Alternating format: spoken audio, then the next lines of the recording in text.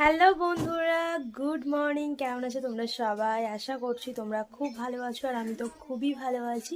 তো সুজয় আমাদের চ্যানেলে তোমাদেরকে স্বাগত জানিয়ে শুরু করছি আজকে একটা নতুন ব্লগ। তো সকাল সকাল ভিডিওটা শুরু করে দিয়েছি। আর শিবরাত্রিতে কোনো ভিডিও আসলে করতে পারিনি, তার কারণ শিবরাত্রি সেভাবে বাড়িতে পালন করিনি। তো শিবরাত্রির পরের দিন থেকেই ভিডিওটা করছি। তো বিয়ের আগে পালন করতাম শিবরাত্রির দিনটা, তো বিয়ের পর থেকে আর পালন করা হয় না, তো যার জন্য আর ভিডিও করিনি। তো যাই হোক, চলো আজকে ভিডিওটা তোমরা দেখতে থাকো। তো সোমকে স্কুলে আমি দিয়ে এসেছি, দিয়ে বাড়িতে চলে এসেছিলাম। তো এই দুদিন বাড়িতে চলে আসছি, তার কারণ হচ্ছে মায়ের শরীরটা খুব একটা ভালো নেই, তো তরকারিপত্র একটু কেটে কুটে করে নিয়েছিলাম। তো আজকে যেমন মাকে বাঁধাকপি কেটে দিয়েছি, এসে মা তরকারি করে নিয়েছে।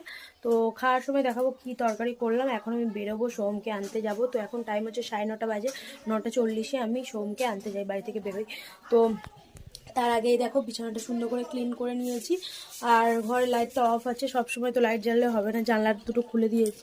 এদিকে পর্দা ফেলা আছে আর ওইদিকে পর্দাটা তুলে দিয়েছি। তো যাই হোক, চলো। এখনও কিন্তু হালকা হালকা ঠান্ডা আছে, তার জন্য চাদরটা নিয়ে যেতেই হচ্ছে। তো চলো আমি সোমকে আনতে যাই, তারপর এসে কি খাচ্ছি না খাচ্ছি সবটাই তোমাদেরকে দেখাবো। তো চলো এখন বেরোই। তো এখন টাইম হলো 9:40 বেজে গেছে, আর আমিও বাড়ি থেকে বেরিয়ে পড়লাম সোমকে আনার জন্য। তো চলো সোমকে নিয়ে আসি। আর আমি একা নয়, বিতানিও যাচ্ছে আমার সাথে, ওকেও স্কুলে দিয়ে দেবো। তো একই সাথে সোমের আর বিতানির স্কুল তোমরা আগেও দেখেছো, একই পাশাপাশি। তো একসাথেই বেরোলাম, ওকেও স্কুলের মধ্যে ঢুকিয়ে দেবো আর আমিও সোমকে নিয়ে আসবো। তো চলো, ফাইনালি আমি চলে এলাম ছাদে। আর এই মাত্র সব কেচে কুচে উঠলাম, হাঁপিয়ে গেছি।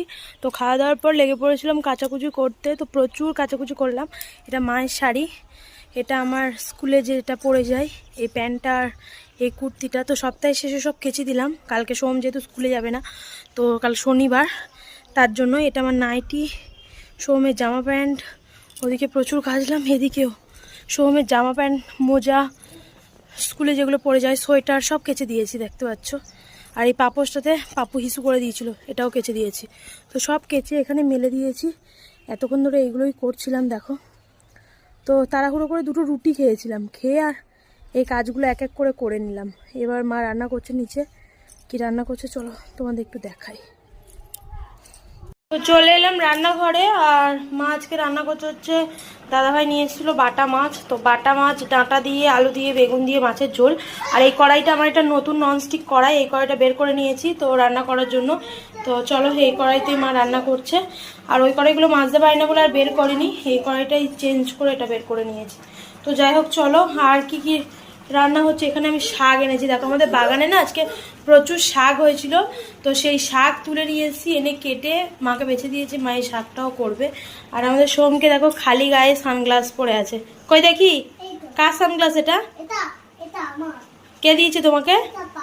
তো সোমের মুখের থেকে সানগ্লাসটা পরে, এটা ওর বাবার সানগ্লাস, তো ও পরে নিয়েছে। আর মা এদিকে রসুন ছাড়াচ্ছে শাকটা করবে বলে। তো চলো এক এক করে কাজ টাজগুলো সারি, তারপর লাঞ্চের সময় দেখাবো আমাদের লাঞ্চের মেনু কি আছে। তো এখন টাইম হলো 4টে বেজে গেছে, বাবা যাচ্ছে চেম্বার। আর তোমাদের দাদা ভাইয়ের আজকে হচ্ছে প্রোগ্রাম আছে। তো তোমাদের দাদাভাই বেরিয়ে গেছে, তাড়াহুড়ো করে রেডি হয়ে বেরিয়ে গেছে। আর আমার চুলটা শ্যাম্পু করেছি আজকে, তাই জন্য গুটিয়ে এইভাবে বেঁধে নিয়েছি। আর সোমকে এখানে আমাকে সামলাতে হচ্ছে। এই দেখো সোম, কি খাচ্ছ দেখাও তো, কি বাটির মধ্যে কি আছে, বাটিতে দেখা যাচ্ছে? তো সোম এখানে খাচ্ছে হচ্ছে চকলেট বিস্কুট, অরিও বিস্কিট। তো সোম এটা খাচ্ছে। চলো, আর সোমের আজকে মাস্টার আসার কথা আছে, তো ওকে খাইয়ে রেডি করে দিই, তারপর মাস্টার আসবে, পড়তেও বসবে।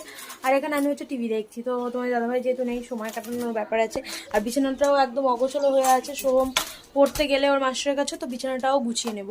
তো চলো ওকে খাইয়ে নিই, তারপর আসছি।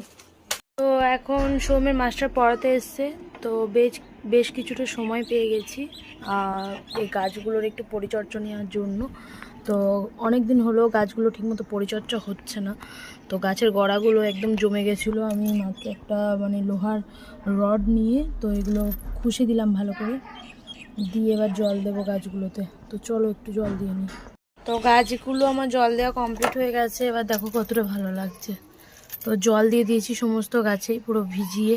আর ওই ধারেটা দেখো আমার চন্দ্রমল্লিকা, তো শীত তো শেষ, ওই চন্দ্রমল্লিকাতে একটা ফুলও আসেনি, কুড়িও আসেনি, তো ছোট্ট ওই রকমই গাছ হয়ে আছে। তো গরমকালে দেখি বেঁচে থাকে কিনা বুঝতে পারছি না, আগের বছর থেকে কিন্তু বেঁচেই আছে, কিন্তু কোনো ফুল বা কুড়ি কিছু হয় না ওই গাছটাতে। আর একটা তুলসী গাছও আছে, বেশ বড় হয়ে গেছে দেখো। তো আমি আগাটাগা ছিটিনি, কেননা আগের বারে আগা ছিটে দিয়েছিলাম, তো গাছটা হালকা মানে মরে মরে যাচ্ছিলো, তার জন্য আগা ছিটিনি, ওই রকমই লম্বা হয়ে গেছে। আর এই গাছগুলোর কিন্তু আমি আগা ছিটে দিই, এই গাছগুলো আগা ছিটে দিই সব সময়। তো আর এই গাছটা দেখো, এই গাছটা একটা ফুলের কুঁড়িও এসছে, দেখো দেখো ফুলটা ফুটেও গেছে, বেশ সুন্দর ফুল হয়েছিল, সন্ধ্যা মালতী গাছ বলে বোধহয়। তো ফুটে গেছে, এখন কুড়িও আসছে দু একটা। তো যাই হোক চলো, আর ওইদিকের ওই জানলার গাছগুলো গাঁদা গাছ আছে, গোলাপ গাছ আছে, গাঁদা গাছটা তো শুকিয়ে গেছে হালকা হালকা, এই দিক দিয়ে দেখানো যাবে, দেখাই দাঁড়াও। তো এই দেখো গাঁদা গাছটা শুকিয়ে গেছে, দু একটা ফুল আছে, আর এইদিকে গোলাপ গাছ আছে, আর ওদিকে ওটা মানে অপরাজিতা। তো গোলাপ গাছের মানে আগা ভেঙে আমি লাগিয়েছিলাম, তো গাছটা হয়ে গেছে, দেখি কি হয়। আর এটা তো জুঁই ফুল না, হ্যাঁ জুঁই ফুল, কিন্তু এরকমই হয়ে আছে, বাড়ছেও না কিছু না। তো যাই হোক, দেখতে ভালো লাগার জন্যই লাগিয়েছিলাম। চলো, গাছগুলোর বেশ অনেক দিন পর পরিচর্যা করলাম আজকে।